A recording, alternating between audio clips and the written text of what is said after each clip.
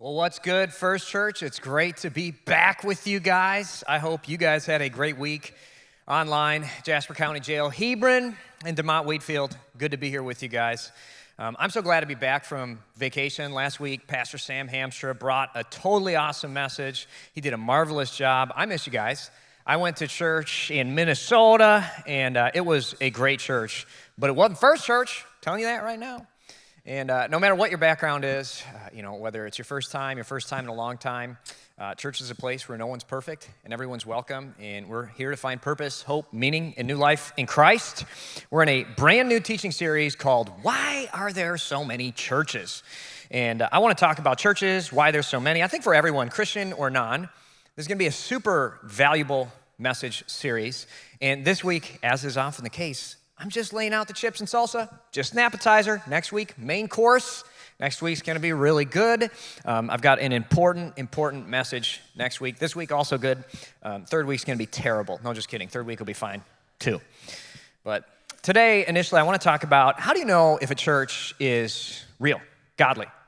I think there are some great churches. There's also some fake churches that have drifted out of I think God's word and God's truth. And how do you know that's happening? How do you see the difference between a real church and a false church?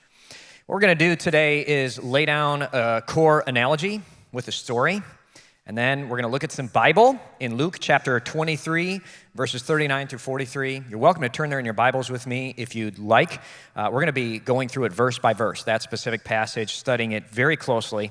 And then I'm going to make some points. And they're going to be good points. If you're a note taker, you can take notes. If you're not a note taker, you can, ask your wife to do it. Whatever you do, whatever works for you, it's all good. But for vacation, we visited my wife's sister and brother-in-law in northern Minnesota. It was an awesome trip. We drove way north of Duluth, Minnesota, just south of Canada in my Suburban, 2003 Suburban with way over 250,000 miles on it. I put the title in the glove box because that's how confident I was that we were going to make it. I was like, just in case we need to abandon ship, let's just put the title in there so I can send her to the scrapyard. You know what I mean? But we made it. Sometimes when she got hot, she'd get stuck in second gear, and I just rev her up to 4,500 and wham, straight to fourth. So anyway, my kids wrote down every license plate that we saw. It was like a big thing, right? We wanted the kids, give me that lock shot there. That appears really great on screen. But anyway, every single license plate that they found, including Hawaii and Alaska. We saw Hawaii and Alaska, but we couldn't find some of the other ones. We found like 36 license plates. That made it fun. And we don't do the TVs in the cars. Obviously, the Suburban's pre-TV screen, so they just had to sit there and watch things. Old school. It's amazing to me how different states really are. And in Minnesota, I took a picture of a gas station shelf. Put up that gas station shelf picture right there. Notice they've got some really Minnesota things. Hilariously, every gas station had boat throwable cushions, in the boat. And they make great canoe seats up there in Minnesota, campfire seats, couch throw cushions. If you're really classy, you can put some of those boat throwables there. And also, if you're a real camper, these are hemorrhoid seats because if you camp a lot and you're using sphagnum moss to take care of business down there, you need something. But what I find really funny, zoom in on that orange helmet right there. Zoom in on that. Look at that. That at a gas station, and this is very common at gas stations in Minnesota, is a chainsaw mask with ear covers.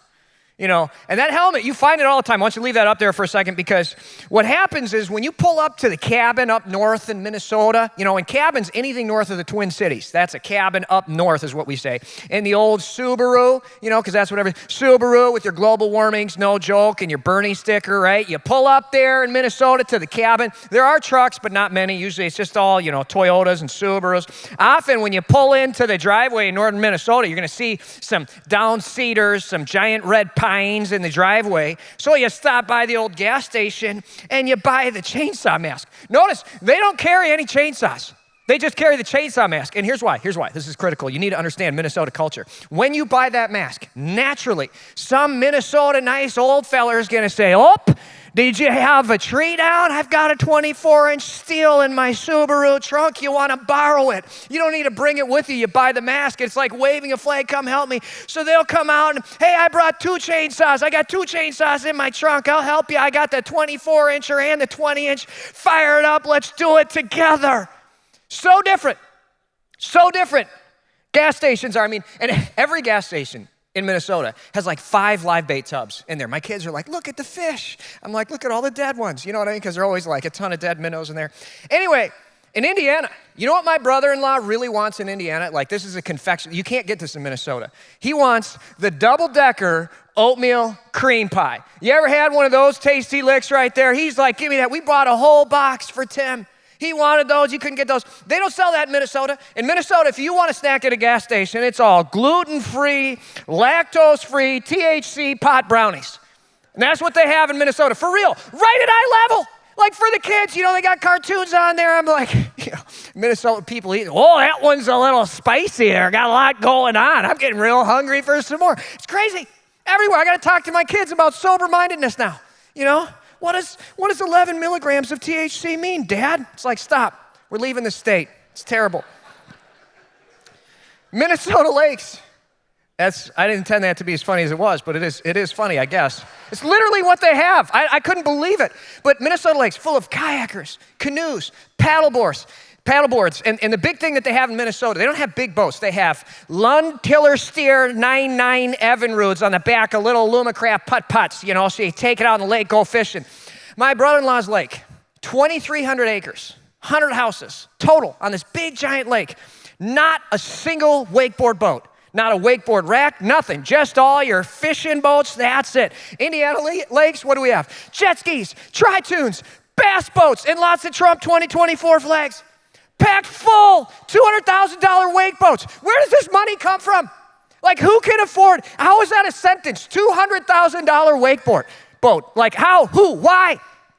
Most docks in Indiana, 2, 3, 4 different boat lifts, and there ain't no Tiller Steer 99 horse. There's a 300 horse Verado Mercury racing engine on the back of my Tri-Tune, on the back of my Barletta. You know, you see those things flying by at 70 miles an hour, you know, full of people, their faces in the wind like this, you know, music blaring, a little bit of Kesha going. I mean, it's like, what in the world? Who does this? Who plays that? Where? Why? Do you need to go 70 miles an hour in a Barletta Tri-Tune? But what's amazing to me is that we have such different cultures in different states. We're all part of the same country.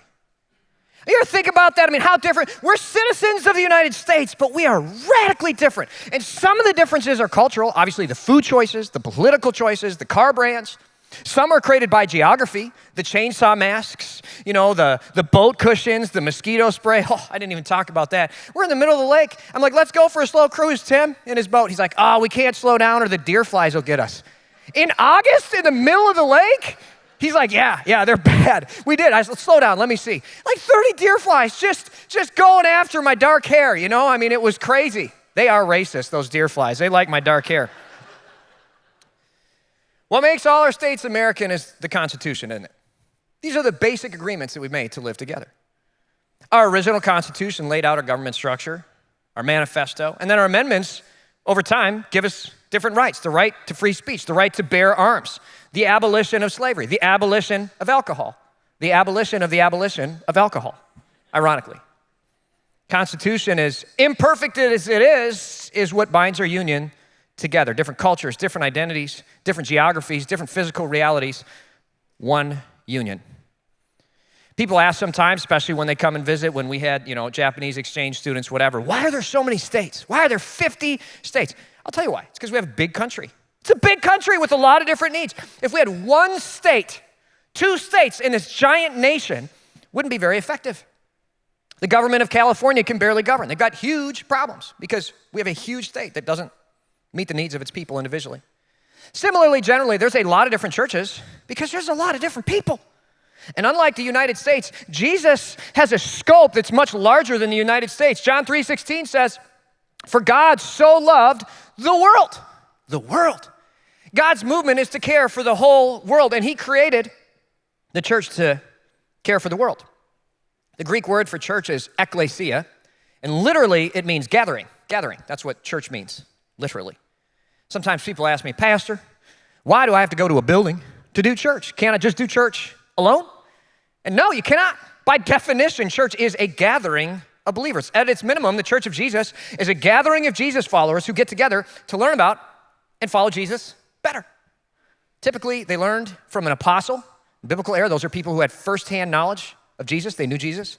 Or people who teach from Scripture. Those are pastors. And just like the United States has many states to meet the needs of many cultures and geographies, the global church has many churches because there's many different groups of Christians from different backgrounds, contexts. Initially, part of the reason there are so many churches too is it was difficult to build a building that could house more than a few hundred people or hold more than a few hundred people because of a variety of different reasons. Usually it was wood structures. Fire hazards were really big. Obviously, our hearts go out to the people of Hawaii and Maui who are dealing with that right now. But that was a major issue, was building large buildings. So when a church got too large, they would just build a second building. In fact, that was part of why we did Hebron. We looked at building a 1,500-seat auditorium in DeMont Wheatfield, and it was prohibitively expensive. And we thought, man, for a fraction of the cost, we can keep using what we have, and we can build a second building in Hebron. And that's what we did. There's a church in between our two buildings called American Reformed. It was split off of this church 100 years ago because they wanted to do services in English, and we still wanted to do services in Dutch at that time. It was a different cultural need, very understandable. Churches have different music styles and lengths of service. In Malawi, Africa, services can last 2 hours of singing just of music before the message. And then the message is an hour and a half, 2 hours long. Then another hour and a half, 2 hours of music. Church can be 6 hours long sometime. And all you guys are like, praise God, that is not the case. Oh my goodness, that would be really long. But culturally there, that's acceptable. Some churches preach sermons verse by verse, specifically through a specific book of the Bible in order always. Some churches only do topical messages. We do a blend of both. It's all cultural, and it's all good. In Miami, most of the early church services start at 10 a.m. because they like to party. Okay? 10 a.m. is their early service. Noon is their main service time in Miami. That's remarkable. Most churches are like states, parts of the same country essentially, designed to meet the individual and unique needs of the culture and context that they're in. Now, our country, the United States, has a constitution that helps make a state a state. What makes a Christian church a Christian church? Does Christianity have a constitution of sorts?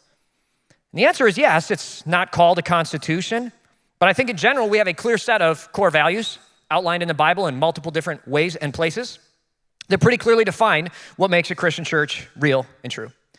Today, I want to look at a story in the Bible that sort of outlines our constitution of faith. As I mentioned before, it comes from Luke chapter 23, verses 39 through 43. This story is often overlooked because of the greater story that's within it. It is after Jesus has been crucified and is hanging, dying on a cross.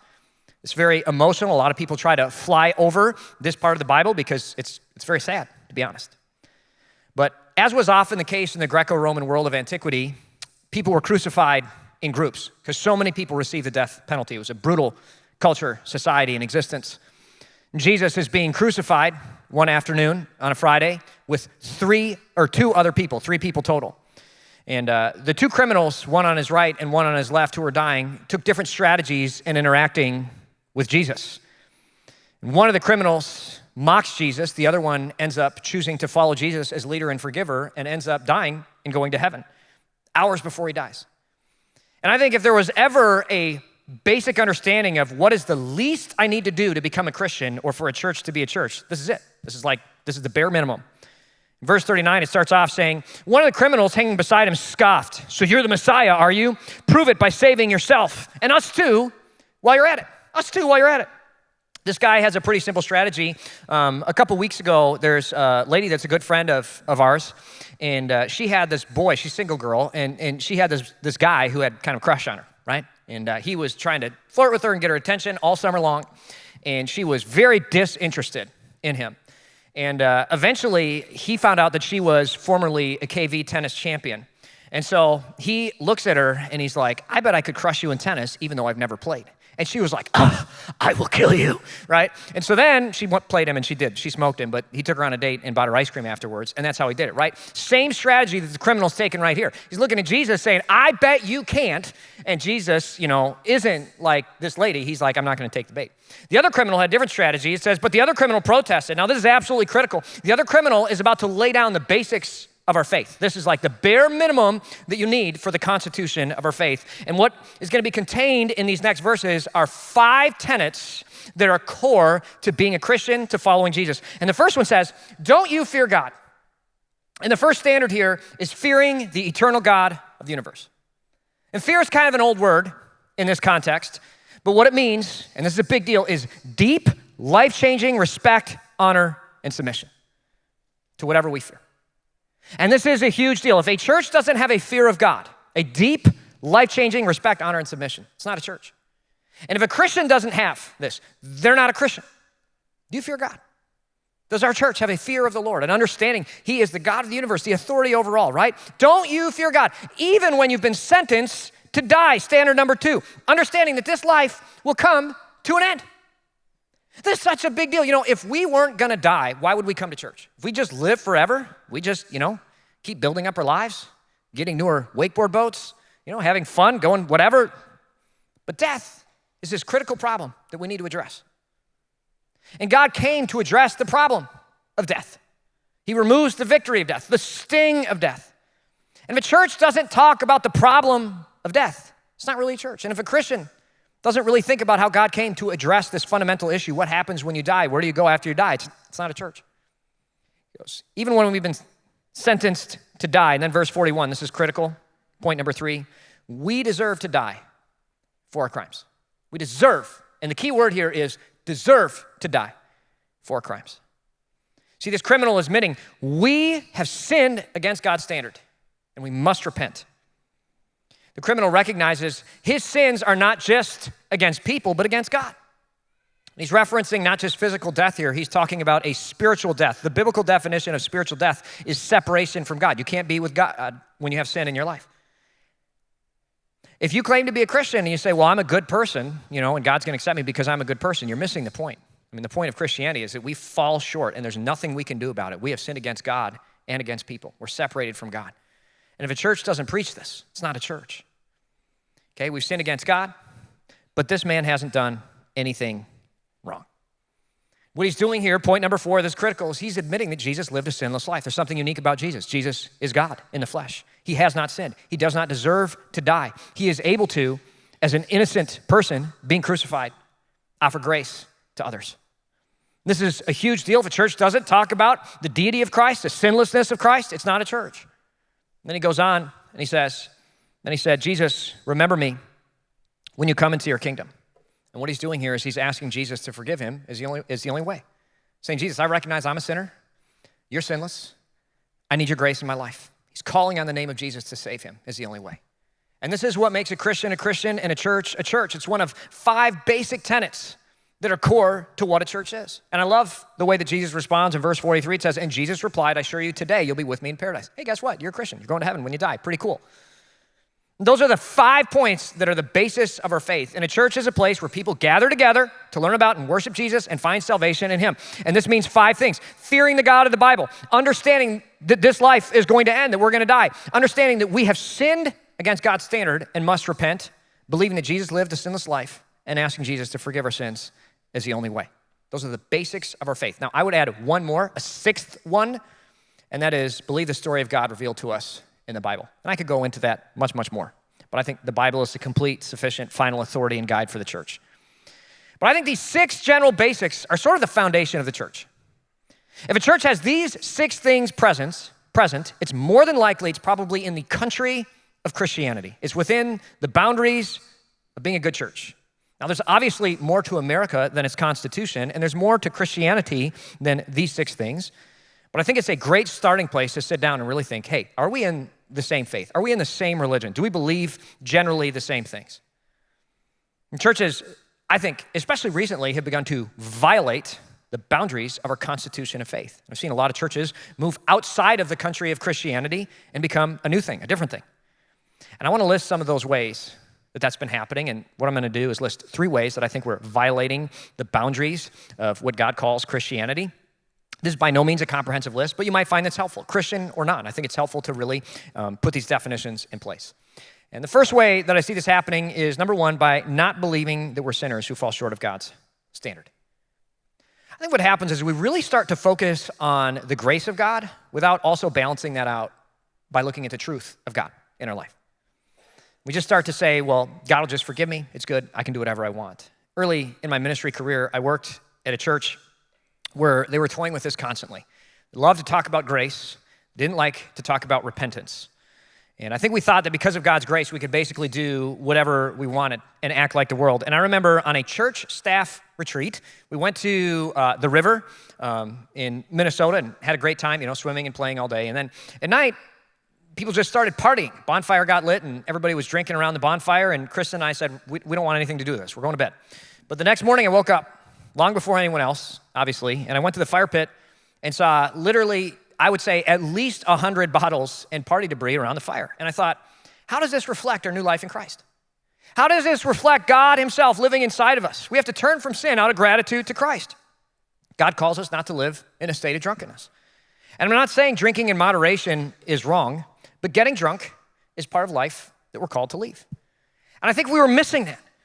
I think far and away the biggest area churches are leaving the country of faith is essentially by saying you don't have to turn from sin to become a Christian. You don't have to repent. You can just keep doing what you're doing. Sometimes it feels like we've added an 11th commandment to the 10 commandments, which is just be nice, be nice. And it's replaced all the other commandments. Just be nice. Don't talk about awkward things. Just be nice, just be nice. Don't love people enough to call them from a life that is hurtful and destructive. Just be nice. And many churches do not call people to radical life change in following Jesus, and I would say that's a deal breaker for Christianity and the Christian church.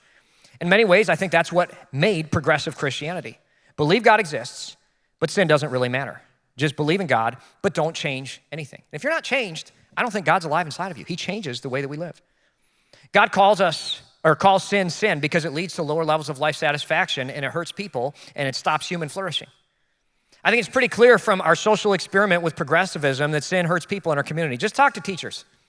It's one of the sad and interesting facts about the modern era is we're raising a whole generation of children where many parents essentially look at kids and say, I'm never gonna call out sin in your life. I'm never gonna stop you from doing destructive things. You just do you. You talk to teachers, it's like, yeah, it's horrible. Like we hate it. Like our life is really, really, really hard right now. I mean, to have completely undisciplined kids who essentially are not called to turn from sin in their life, it makes society painful. You look at schools, which are a representation of the future of our society. It's like, man, this is hard. If a church doesn't call people from sin, it's a fake church. It's a fake church. Second area I see people leaving the boundaries of the country of Christianity is erasing the purpose of the church. And this is a huge deal. I remember a part of my life in church, and this is just easy to have happen, is church becomes a movement of doing good things.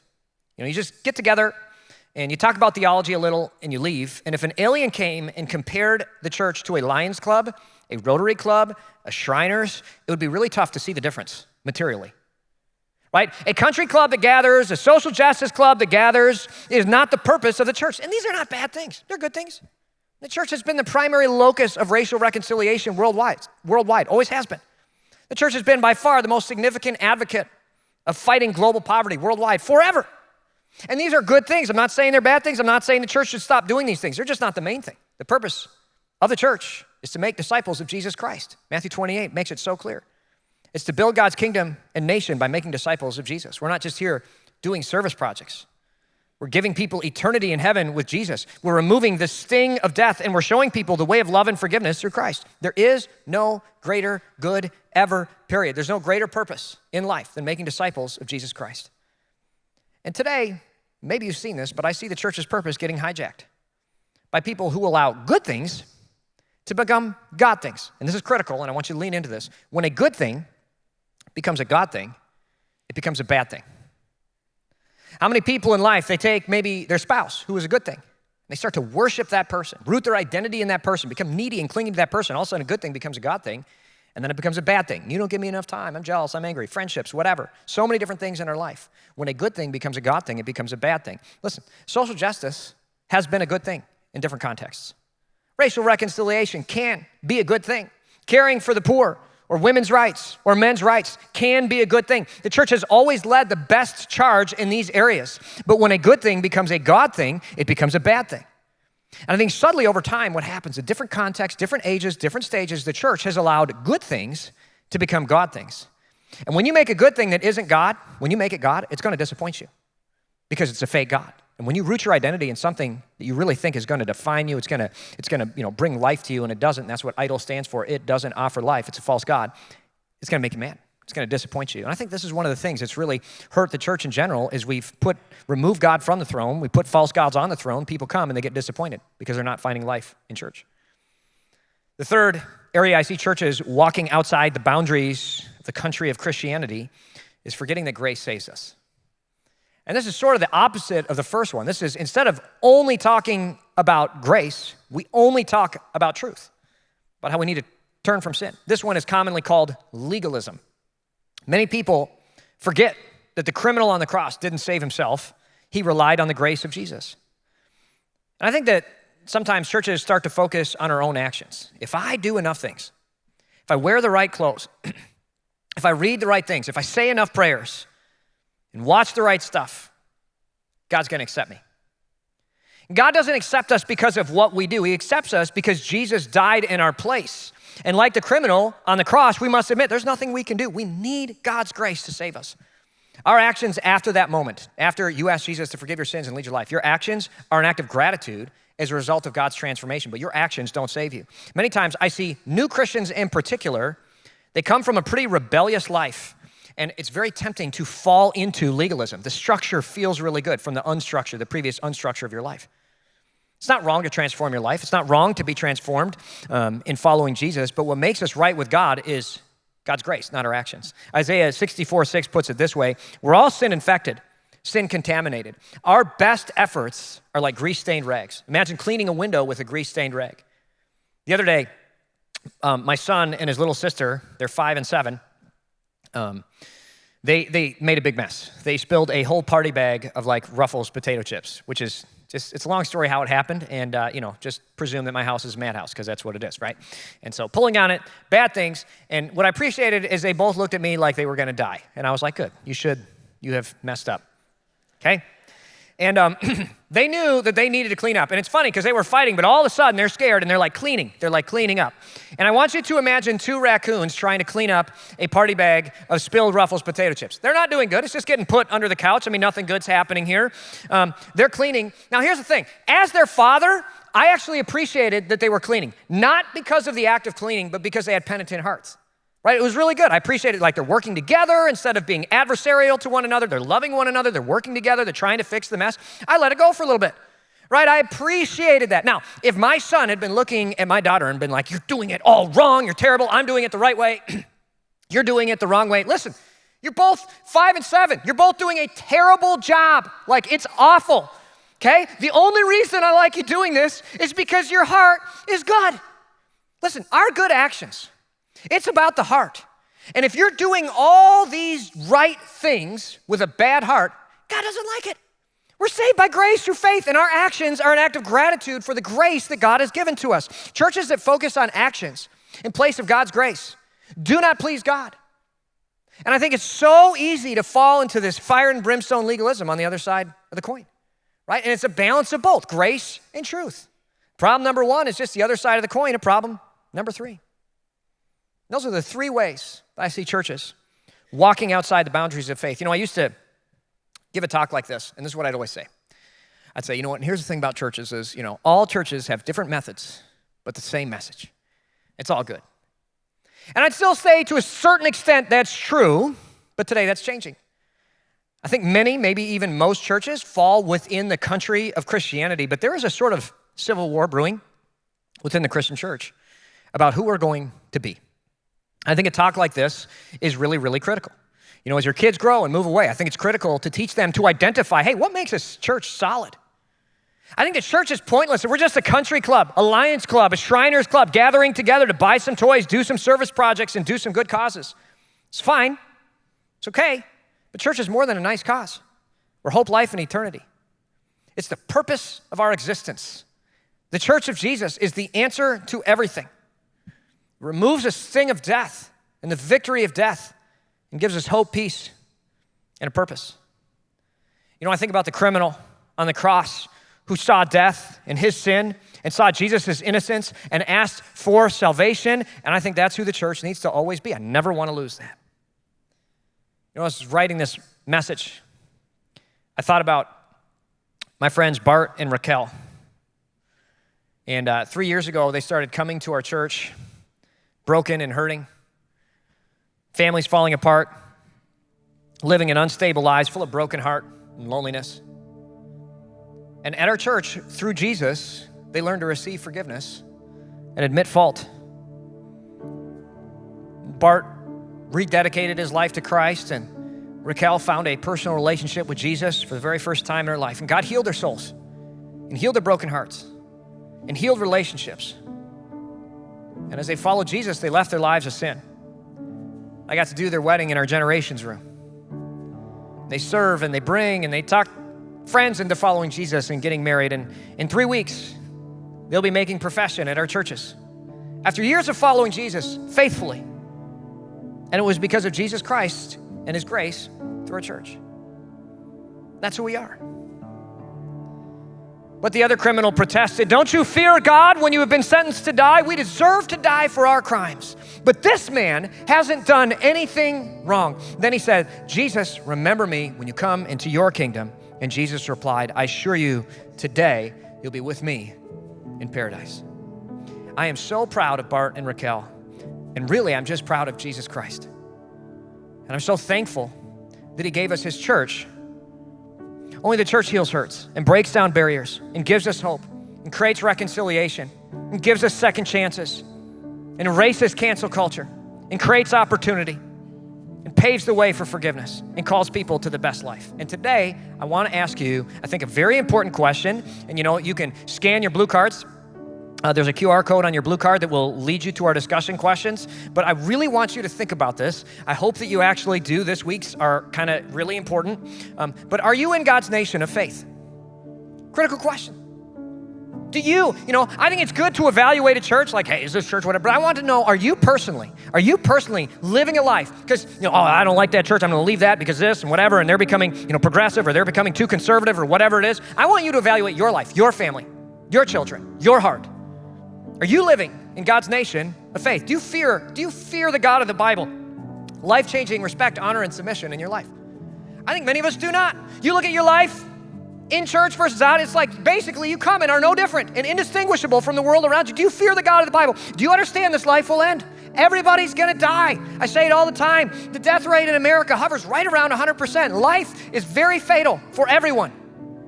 Do you admit that you sin against God's standard and must repent? Do you believe that Jesus lived a sinless life? Have you asked Jesus to forgive you as the only way? When have you done that? Are you new in Christ? Do you believe that the Bible is the final, sufficient, complete authority for all matters? I want you to talk about why or why not. I want you to really think about it, assess it in your life. Do you believe this? And if not, are you willing to? Why not today make a decision? I have decided to follow Jesus Christ. I look at the world and I don't want to go the way the world is going. Nobody looks at America or the world for that matter today and says, you know what, it's really working. Like it's great. We need a better way, and Jesus is that better way.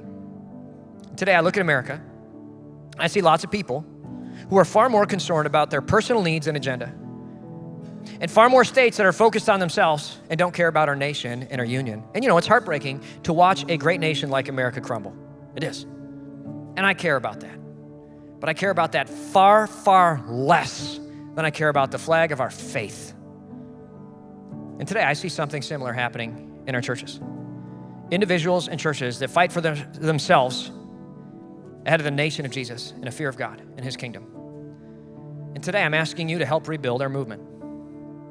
I'm tired of hearing people say, and this is what people say, Pastor, I love what you're doing at your church. What do you mean my church? You go here. This is our church.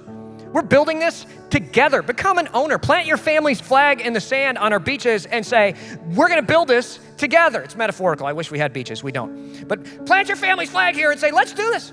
I'm in this through thick and thin, generation after generation. Pastors come and go, but a church is for the generations, for the community. I'm tired of seeing churches close and become fine arts centers and whatever else they become. I want to see more churches, not less. Let's open more of them. I want to start more First churches all around us. But not just First churches. I want to see every church thrive and prosper in the name of Jesus. Let's build new ones. Let's make great, positive, Christ-centered headlines. Families finding hope, healing, and purpose instead of reading the bad news bears and be like, oh my goodness, what's happening in the world today? I want us to write our own headlines in the name of Jesus. Good news, the gospel. In the Bible, the gospel means good news, good news. We have good news. On all your seats, you have a blue card. Okay, it's your note sheet, and it's a blue card. We call it the blue card on all your seats. At Hebron, you have them too. Listen, I want you to build God's nation and kingdom with us. I want you to commit. Check any box on that blue card. Join a life group.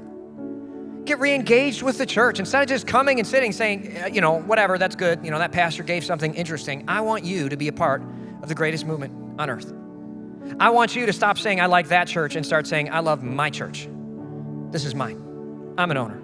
I'm building it. Serve, give, transform, add something to your life. I'm tired of us saying, can you believe it's fall already? Can you believe the year? Can you believe the kids are going back to school already? Can you believe this, whatever? I want us to say, I'm building an eternal legacy in the name of Jesus Christ. It's all that matters. This life is going to go by in a flash. Let's live for what matters most. To me, this series is called, Why Are There So Many Churches? And to me, that's the wrong question. I think we should be asking, why aren't there more churches? If every person in our community was reached by the gospel of Jesus, we would be totally hosed. We would have huge problems. I want us to prepare for the harvest and the revival. I want us to continue to build God's kingdom. It's time for God's people to address that. Can't wait for the rest of this series in the upcoming weeks. I've got some really important stuff. We're going to get really nitty-gritty into details. It'll be good and helpful. As we close, please stand to your feet at all locations, and let's have a prayer. God in heaven, I thank you for your church. This is the greatest hope in the world. God, no matter where we're at in life, we just acknowledge your church has been the locus of healing for society for thousands of years. We thank you for the way you've ended slavery, created modern medicine, hospitals, orphanages, schools, education for all. You are the one who did it. Your followers are the one that did it, that brought civilization to the world. We thank you for your church and the blessings that have come from it. But it's not just those things, Lord. Most of all, we thank you for salvation that comes from you, preached at your churches. And today, Lord, help us to live a life that loves your church, that fears your word, that recognizes eternity is real. God, I ask that through this message and through this series, you would transform our hearts and give us a passion to build your ecclesia, your gathering, your churches together. In the name of Jesus, all God's people said amen and amen. Let's sing this last song together.